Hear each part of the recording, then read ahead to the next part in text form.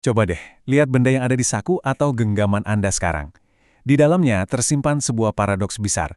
Hari ini, kita akan bongkar sama-sama kisah tersembunyi di balik perangkat yang kita andalkan setiap hari. Kita mulai dengan pertanyaan yang mungkin agak provokatif ya. Gimana kalau ternyata ponsel yang Anda pegang itu ditenagai oleh semacam kutukan? Pertanyaan ini, percayalah, langsung mengarah ke inti dari paradoks global yang akan kita kupas tuntas. Jadi begini, di satu sisi, kita punya semua keajaiban teknologi modern ini. Smartphone, mobil listrik, laptop canggih.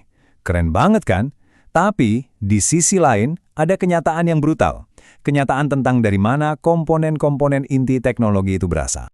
Dan kisah ini membawa kita terbang ke jantung Afrika. Tepatnya, ke sebuah negara yang namanya Republik Demokratik Kongo. Negara yang ironisnya adalah salah satu yang terkaya di bumi dari segi sumber daya alam, tapi sekaligus salah satu yang paling miskin. Untuk bisa paham kenapa bisa begitu, kita harus mundur jauh ke belakang. Kita harus melihat awal mula dari tragedi yang menimpa Kongo. Sejarah Kongo itu penuh dengan luka yang dalam. Mulai dari zaman Raja Leopold dari Belgia yang brutal, di mana jutaan orang meninggal karena kerja paksa, sampai era kolonial Belgia yang fokusnya cuma satu, ngeruk kekayaan mineral. Bahkan setelah merdeka pun, harapan itu cuma sebentar, karena langsung digantikan oleh kediktatoran. Jadi fondasi negara ini dari awal memang bukan untuk membangun bangsa, tapi untuk menciptakan sebuah mesin penghisap kekayaan. Nah, setelah merdeka, sistem eksploitasi ini disempurnakan lagi oleh diktator Mobutu Sese Seko. Bentuknya kleptokrasi. Gampangnya, ini adalah pemerintahan oleh para pencuri. Dia dan orang-orang di sekitarnya menjarah habis-habisan kekayaan negara. Hasilnya, infrastruktur, pendidikan, layanan publik, semuanya hancur lebur. Warisan pengerukan kekayaan ini nggak berhenti sampai di situ. Justru, ini bermutasi jadi sesuatu yang jauh lebih merusak. Di Kongo, ada kekayaan mineral yang nilainya triliunan dolar loh. Tapi bukannya membawa kemakmuran, yang datang malah bencana. Inilah yang disebut kutukan sumber daya. Punya harta karun melimpah, tapi rakyatnya malah sengsara. Aneh kan? Dan kutukan itu bentuknya jadi lingkaran setan yang kejam banget. Gini cara kerjanya. Pertama, milisi bersenjata merebut tambang-tambang. Kedua, mineral mentah kayak koltan dan kobalt diselundupkan ke luar negeri. Ketiga, dijual murah ke pasar global. Dan yang paling parah, langkah keempat, keuntungannya bukan dipakai buat bangun sekolah atau rumah sakit, tapi buat beli lebih banyak senjata. Perang itu sendiri jadi sebuah model bisnis yang menguntungkan, yang ironisnya didanai oleh mineral yang ada di dalam ponsel kita semua. Jadi, kalau gitu, siapa yang sebenarnya membayar harga dari semua ini?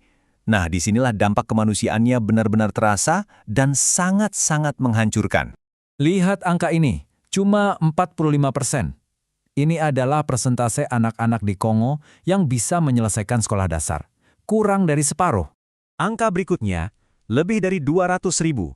Itu adalah perkiraan jumlah anak-anak yang dipaksa kerja di tambang-tambang berbahaya di sana. Dan ini $1.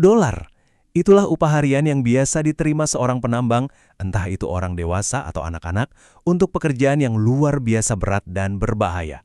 $1 sehari. Mereka menggali apa? Mereka menggali kobalt dan koltan, dua bahan utama untuk baterai di ponsel, laptop, dan bahkan mobil listrik kita. Ini bukan kebetulan loh. Ada yang menyebut ini sebagai de-edukasi struktural, sebuah sistem di mana tenaga seorang anak ditambang dianggap jauh lebih berharga daripada masa depan anak itu di sekolah. Oke, ini membawa kita ke bagian terakhir, bagian yang mungkin paling bikin kita nggak nyaman, yaitu peran kita sendiri dalam sistem yang rumit ini. Paradoksnya kelihatan jelas banget dari data ini. Coba lihat, Kongo itu memegang sekitar 70% pasokan kobalt dunia, mineral yang super penting buat teknologi abad 21. Tapi di saat yang sama, peringkat pendapatan per kapita rakyatnya ada di urutan 180-an di dunia. Salah satu yang termiskin. Ada kutipan yang bilang begini, seluruh kemajuan teknologi hijau dan revolusi digital disubsidi oleh darah dan keringat kaum miskin di jantung Afrika. Artinya apa? Artinya kemajuan teknologi canggih yang kita banggakan, revolusi hijau yang kita rayakan, itu pada dasarnya dibangun di atas penderitaan orang lain. Kita menikmati masa depan yang berkelanjutan yang ternyata ditopang oleh rantai pasok yang sama sekali tidak berkelanjutan. Terus apa yang bisa kita petik dari semua ini? Masalahnya jelas kompleks banget. Ini bukan sesuatu yang bisa selesai hanya dengan donasi atau amal. Yang dibutuhkan adalah reformasi total. Harus ada transparansi penuh dalam rantai pasok teknologi global. Karena pada akhirnya masa depan energi bersih yang kita cita-citakan bersama itu nggak bisa dan nggak seharusnya dibangun di atas pondasi perbudakan modern.